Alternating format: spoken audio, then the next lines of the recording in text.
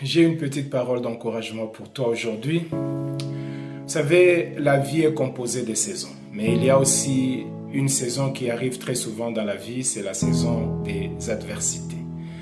La saison où tu sens que tout ce que tu es en train de faire s'oppose à toi.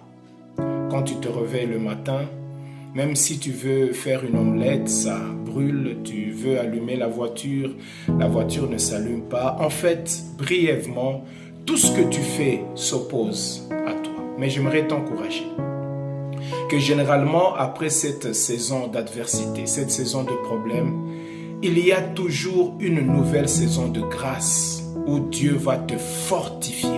Rappelez-vous que Jésus-Christ lui-même, avant qu'il ne puisse aller à la croix, la Bible dit qu'il était allé dans le jardin de Gethsémani. Il avait prié, il avait demandé au Père que si c'était possible qu'il puisse éloigner cette coupe loin de lui.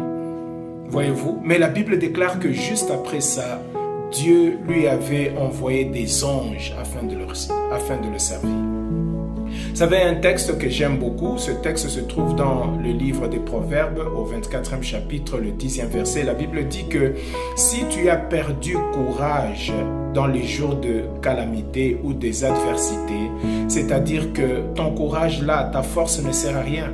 Alors je n'aimerais pas que tu puisses perdre courage, je n'aimerais pas que tu puisses désespéré, mais sache une chose, que Dieu est en train de préparer une bénédiction dans ta vie que personne ne peut arrêter.